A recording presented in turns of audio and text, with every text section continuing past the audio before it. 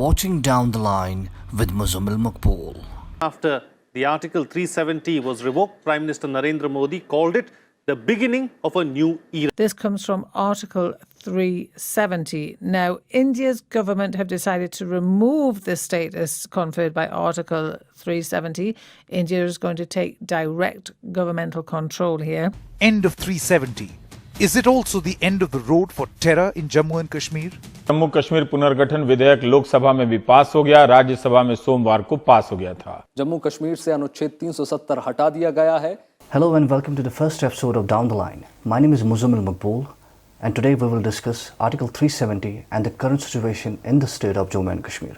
I have with me our special guest.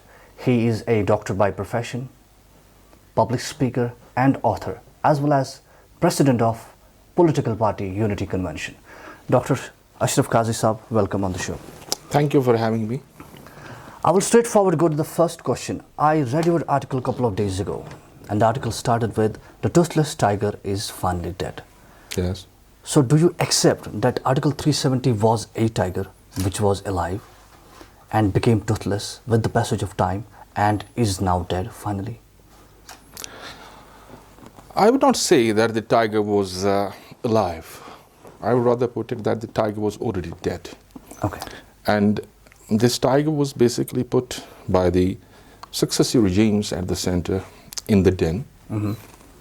And what did BJP do? They took the dead thing from out of the den and bet it to the death. Mm-hmm. They have their own issues. They have their own political, they want to take over the political mileage out of certain things. But what is and should be concerning us is that Article 370 per se was always a temporary provision in the Constitution of India. But unfortunately, this temporary provision was portrayed by the political elite and the political machinery of Jammu and Kashmir, including the separatist camp, as something sort of a permanent thing existing in the Constitution, which it was not. If I may interrupt, Dr. Qazi. So you said that, Article 370 was temporary provision. Yes. So why for 70 years politicians, general masses from India or from the state of Jammu and Kashmir lied to the people of Jammu and Kashmir that, this is a permanent status, or I may say permanent provision, and no one could eradicate or revoke it without having a local government in the state? I think that this has been the biggest fraud played out in the history to the people of Jammu and Kashmir by the governments right from 1947 at the helm of affairs in Delhi. And the politicians over here also have been always trumpeting this false propaganda. It has been a narrative to mislead the people. And would you like to name politicians? Who were those politicians, if I may? I would not say the politicians. I don't want to use the word politicians vis-a-vis them. Politicians of Jammu and Kashmir? Yes, I would say the politicers of Jammu and Kashmir. Politicers, yes. All right.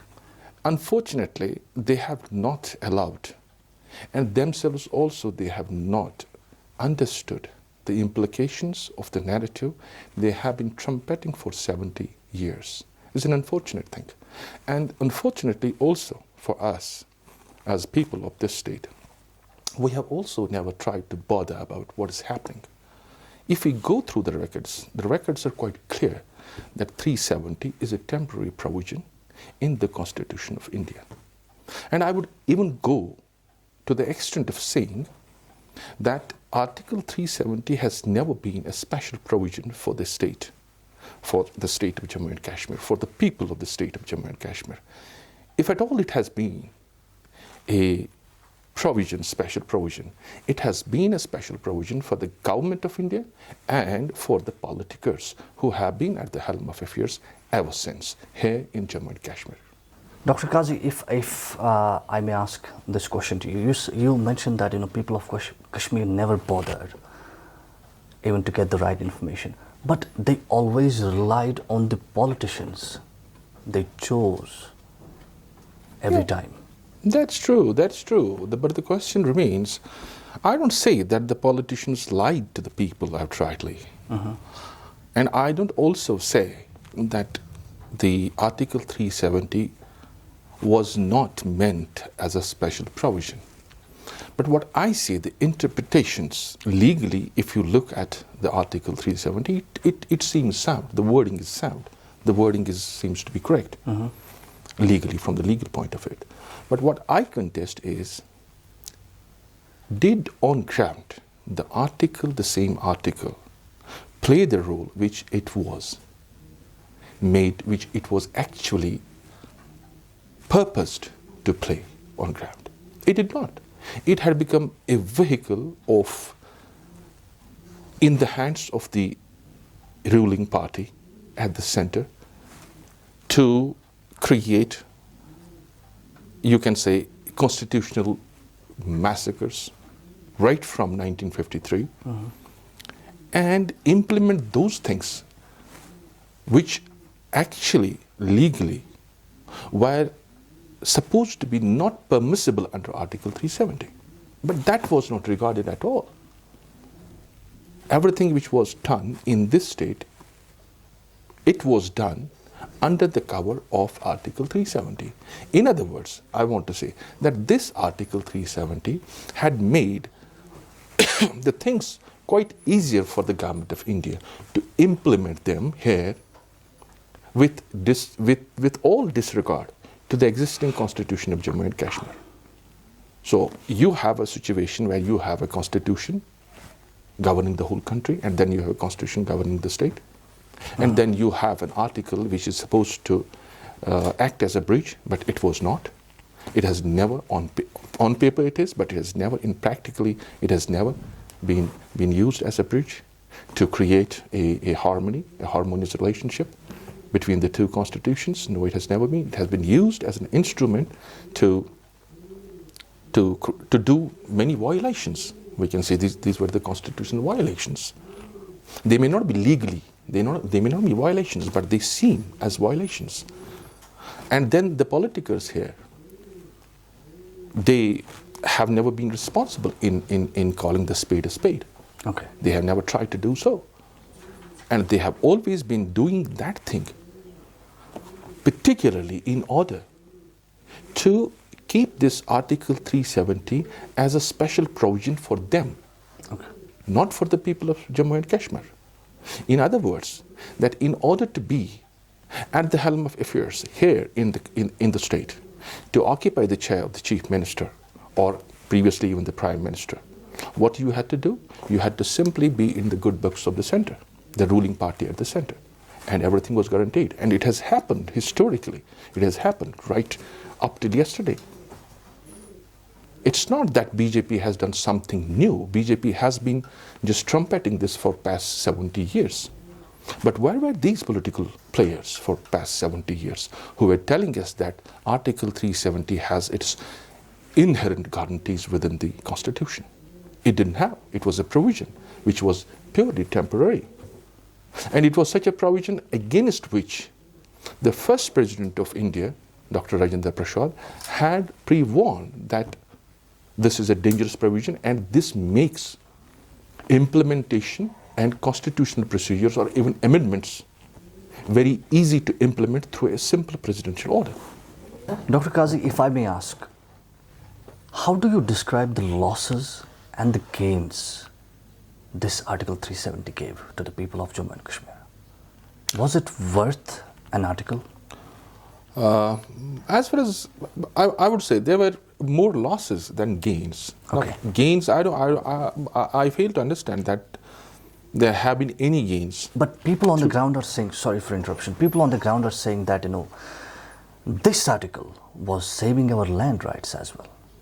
Oh, that doesn't fit into it actually. Okay. It's surprising. It's a paradox that the land grants which we are saying that it defends our property rights and defends state subjects, it has remotely anything to do with Article 370.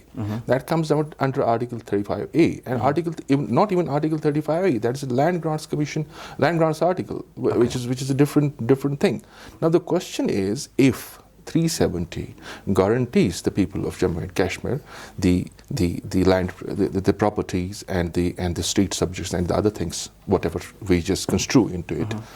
Then how come there are this type of acts, this type of, guarantees in other states? Almost 6 states of India enjoy the acts which are, you can say not exactly 35A, because 35A, as far as our state is concerned, it doesn't exist as 35A. It comes in Delhi Agreement. Okay. Right?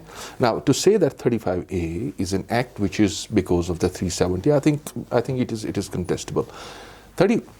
The acts like 35A are also existing in other states of India. How did they come into existence?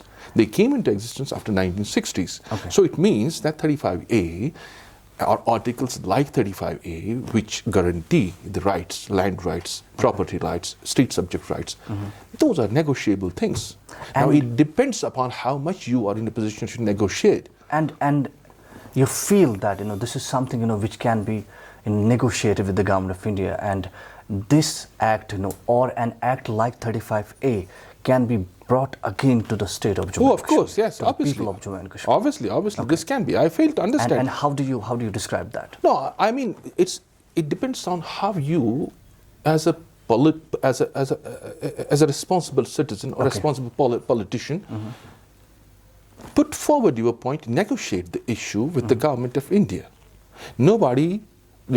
Other states, for example, other states have not been denied this right. Naga people and the people in these northeastern states, they do have this type of articles, although not exactly 35A, but they have this type of articles under Land Grants Commission, right? And Article 371 in the Constitution of India. So there are guarantees in the Constitution of India. Now the question is that we, the people of Kashmir, have been persistently deceived by the politicers right from the beginning about the essence of the Article 370. That is very strange. And it should not have been like that. Now, if you go back into the little bit into the history, you'll find that it was on the floor of the Parliament in July 24th, I don't remember the exact dates, it's about 24th of July, 1952, when the then Prime Minister of India, Pandit Jawaharlal Nehru, he gave a clear statement. He produced a white paper wherein he said that the accession of Jammu and Kashmir is permanent, and Jammu and Kashmir is a unit as any other unit of the Dominion of India. And he didn't stop at that. He said Article 370 is a temporary provision in the Constitution vis-a-vis the state of Jammu and Kashmir of the accession. Now, in Kashmir at that time, Constituent Assembly was in progress at that time. So Sheikh Mohammed Abdullah, on 19th of August, on the floor of the House of the Constitution, again gave a statement that the accession with the Dominion of India is complete in fact and in law, under the instrument of accession. But he continues, and he says, but the autonomy should be preserved. He didn't say that autonomy is preserved, autonomy of the state is preserved. What he said, he was pledging, he was beseeching the government of India at that time that autonomy of the state should be preserved. Now, the question is, why such deception? Now, the people of India, I have been told right from my childhood that the accession has been temporary, and the Article 370 is permanent. Is permanent. Now, this has been that's why I'm saying this is the biggest fraud which has been played on the people of Jammu and Kashmir for these 70 years. Biggest fraud. And I feel the responsibility for this biggest fraud should be shouldered by our politicers rather than the government of India. Dr. Qazi, I will again go back to the point wherein you mentioned that there were more losses than the gains with the Article 370. Would you please, be more precise about Obviously. We don't have to go far into the history in order to understand this thing. Let me just put it this way.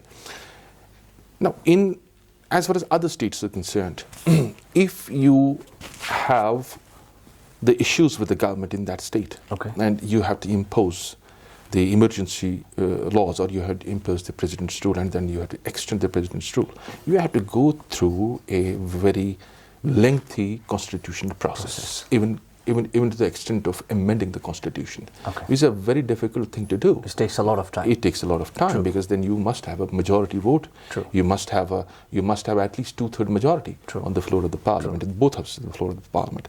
But as far as Kashmir is concerned, because of the Article 370, it has been never, a problem to impose the president's rule here and to extend the president's rule.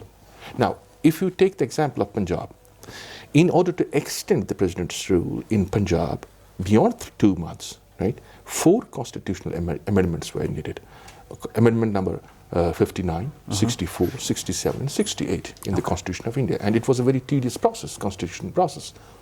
But in case of Kashmir, president's rule was extended for 6 years, from 90 to 96, Yes. with a simple president's order, executive order, I mean to say. And this was all done by Article 370. It was because of the Article 370. Okay. Because Article 370 has paved the way historically for the government of India to implement these types of laws in the state without resorting to the constitutional procedures. Okay. Dr. Qazi, I would like to mention the ground realities. True. Land rights has been considered as a fragile issue in the state of Jammu and Kashmir. And to be quite honest with you, you know it, I know it. People on the ground feel that, there is a kind of threat with their property, their lands, and anything else they have. So how would you throw light on this? Again, I would say it is unfortunate that the politicians, especially the politicers of Kashmir, for 70 long years have never thought about this issue. Now, this is a simple thing. The question is, Article 35A is an article which could be abrogated this time with the stroke of a pen. Okay. Right? What does that mean? It means that Article 35A, along with the Article 370, have been temporary provisions in the Constitution. Right? Okay. As simple as that. True. Now, you tell me one thing.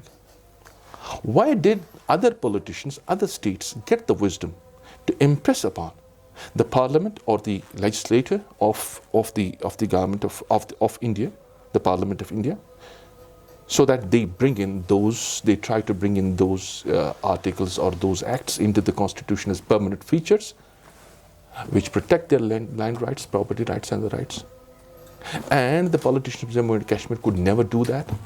Wasn't this incumbent on these politicers who were always trying to be in the good books of the center and the good books of the party whosoever was ruling at the center? Wasn't this incumbent on them to fight for this, work for this issue, so that the Article 35A could have been made a permanent feature of the Constitution? Because it's not that difficult. Had it been that difficult, then other states would have not got Article 35A or the articles like that. So it is a negotiable, that's what I'm saying. It was, and it has been, and it will remain a negotiable feature. It depends upon how you articulate your point, how you negotiate your point, and how you put across your point to the other party, so that the other party agrees with you to implement this type of article. It could have been easily done, but they didn't do it. They didn't want to do it because they wanted to keep it like that. They wanted to they have always misled the people, and they continue to mislead the people. Now these politicals are trying to start an agitation, right? Protecting Article 370. Now, for God's sake, you tell me, what is there in Article 370 to be protected? No. What is there?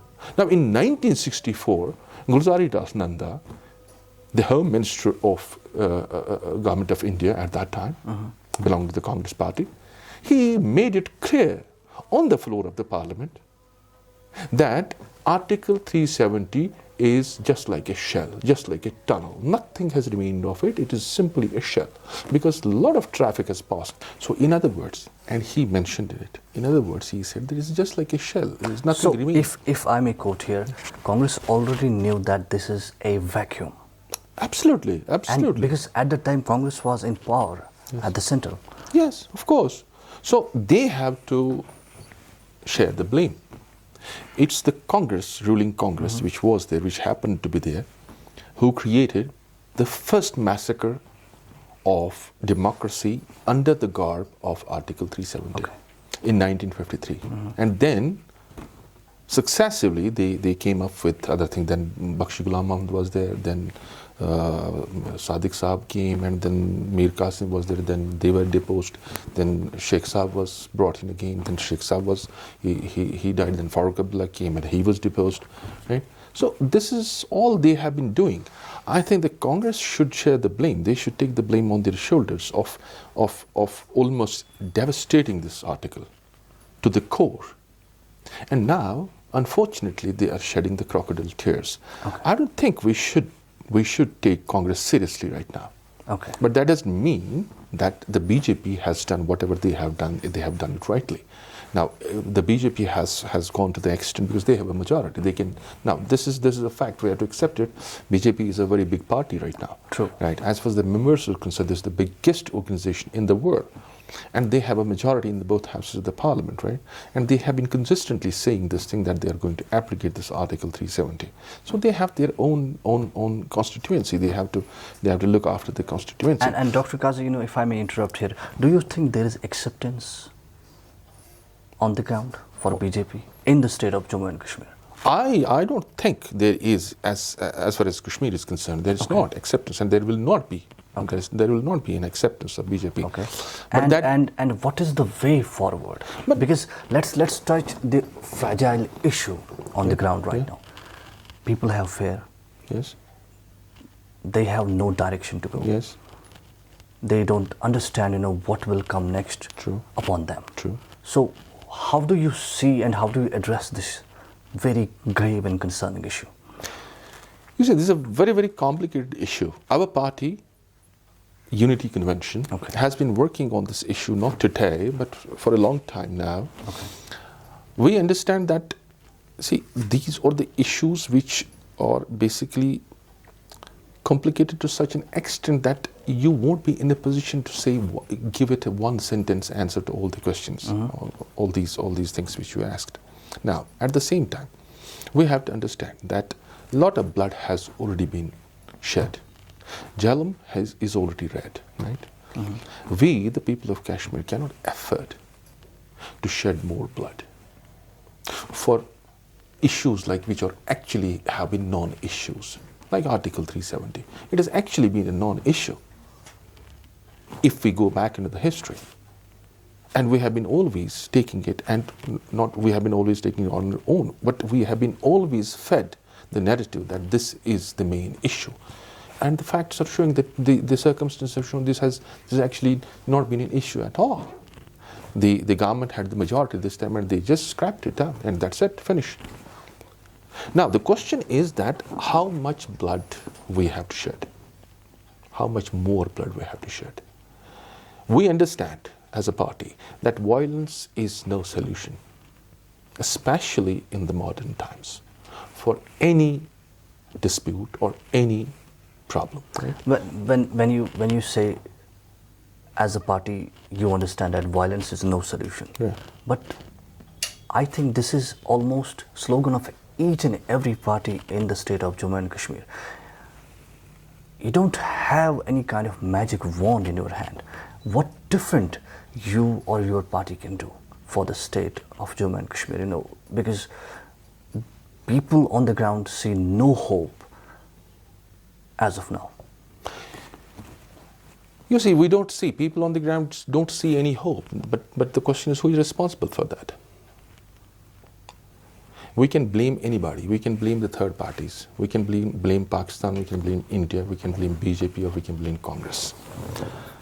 But the problem is that have we ever tried to blame our own selves?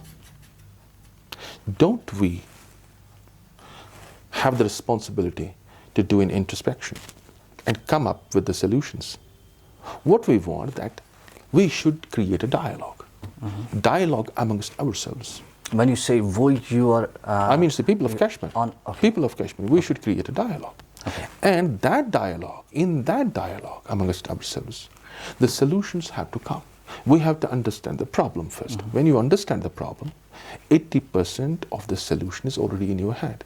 You have to try only for the 20% of the solution, right? Now, first of all, we have to come out of this deception that this Article 370 and all other constitutional measures and the Constitution of Kashmir has been of any use to us so far. Okay. It has been an instrument of deception, right? We have to come out of that, right? Now, we have to make it a point that we have to adopt a pragmatic approach to our problem. Now, right now, we are embroiled in a conflict which has risen out of the issue, and that issue is Kashmir issue, right? It's no, I mean, everybody knows it. Now, you cannot hide it. But this issue is between two countries, India and Pakistan. Okay. Now, there's a worldwide narrative about that. India and Pakistan, this is a bilateral issue. Okay. Now, if this is a bilateral issue, where are we in this issue of Kashmir? The issue of Kashmir has given rise to the conflict. Now, we have been in the conflict for past 70 years, and for past 30 years, the conflict has been very much violent. It has taken a heavy toll on our society, True. right? True. Now, I think the need of the hour is to sit back, introspect, and think what to do next. In that connection, I feel that the civil society, the intellectuals, and the educated people, class of the people, who are ordinary, I mean to say, ordinary but thinking people. And who's going to bridge this massive gap Between? between people and the government? No, there will always be a gap between the people and the government as long as you have at the helm of affairs the politicers who have willingly or unwillingly, wisely or unwisely, deliberately or unconsciously deceived the people of Kashmir. Okay. There will always be a gap. This gap can be filled only when the people actively participate in the political process. Okay. By political process, we don't mean in UC that you have to fight the elections. No, by political process, we mean the debates, the interactions, right? And awareness programs, and even participation in the elections, right? Okay. In order to come up with something which can address the conflict through which we are going since last 30 years. And how is the response for this new party, Unity Convention on the ground? No, actually response is good. People are just understanding our point of view. Okay. Now, our point of view is a crystal clear point of view. Okay. It's not based on that type of electoral processes wherein, the erstwhile political parties have been engaged in. We basically focus on the basics. Basic issues of economy, the basic issue of political process and participation, and the basic issue of cessation of violence. These are three important basic issues for our society. Okay. Come what may, whether there's a Congress government at the center or there is a BJP government at the center, it doesn't matter. What matters is ultimately that our conflict, the conflict we are living in, has to be handled, right? It's easy for the people who are living outside the state or outside the country to talk about all these narratives, whatever they have been talking, right? It's easy, but it's not that easy for the people who live here, who work here, whose kids are here, who the next generation is here. It's not easy for them. We have to think about the future. We cannot just be prisoners of the past. We have to stand on the shoulders of the history and look forwards. And I think the future is in pragmatic thinking, negotiations, and dialogue amongst ourselves. And then only we can proceed to dialogue between us and others. I think that should be the basic point, and I think we are working on that very point. Okay. And Dr. Qazi, do you think anyone is listening when it comes to forming a political party in the state of Jammu and Kashmir, especially this part of the land?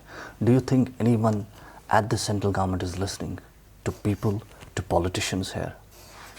They were not, obviously. Because we had this Article 370. Okay. We had the special status, so-called, through this 370. The so-called, in inverted commas, special status. When you did not need to be listened, you only needed to be a blue-eyed boy with the political elite there in the center, and your seat was guaranteed. But you see the party, Okay. Unity Convention. Unity Convention, the political party. Unity Okay. Convention actually does not need that. Okay. We are not here to fight for the seats of power. We simply are to create an awareness in the masses so that the people try to understand what are their rights, how pragmatic they have to be, and what does it mean to participate in a political process. Okay. That does not mean only elections. Political process is not only elections and forming the governments. No. Political process, we mean that it is debates, it is discussions, it is formation of opinions, and then steering the course of action. Now the question is whether somebody listens to you or not. But the question remains that what is the choice? True. Now if you don't want to come forward, then what is the choice? Do you want that the government of India or any government or Trump has to resolve the issues for you? We have been always looking forward towards United States, towards Britain, towards even Pakistan, and towards other parties, other people, and they are not doing anything for us. Now, I fail to understand that how long can we depend on this type of thinking, that somebody should do for us everything and we will not do anything ourselves. Let us try. At least we can try. Who is going to... Now, if they stop us from trying, then that's a different thing. But so far, nobody has stopped us from trying. True. Let's try. Let us see. Let's put the point forward. Let's just come to the people. Let's talk to the people. And in that connection, I would only make an appeal, a simple appeal to the government, Okay. or this time to the administration. General masses. Yes, they should not throttle the space. They should allow the space to the people who actually want to discuss, who actually want to introspect, who actually want to get a dialogue in moving amongst themselves. Because we are facing the brunt, we are facing the problems, right? Our kids are facing the problems, the next generation is facing the problems, our institutions are failing, our society is failing, right? Everything is failing. Now, what is the exit out of it? It's not moving out of the state, right? That's not the only thing. That's called escapism. Escapism is not going to solve the problem. Now, on the one hand, you want to solve the problem. On the other hand, you don't want to come forwards. Then who is going to come forward for you? Aren't you responsible for yourself? Aren't you responsible for your generation? Aren't you responsible for your kids? Aren't you responsible to the society? Don't you have any responsibility to the society, to the coming generation of the people? Don't you have? True. As a human being? Yes. How can you qualify yourself as a responsible citizen, right? A responsible citizen is that who comes forward, who talks sense, and talks it non-violently, and does not get, into a sort of a thing which is I can call it a sort of a deceptive politics. I think we should refrain from that. Okay. So, Dr. Qazi, in other words, you're saying that we should take responsibility. We, the people of Jammu and Kashmir, should take responsibility on our shoulders. Exactly. I thank you so much for your time, Dr. Qazi. Thank you very much. It was a pleasure. Ladies and gentlemen, this was Dr. Qazi on Down the Line with Muzamil Maqbool.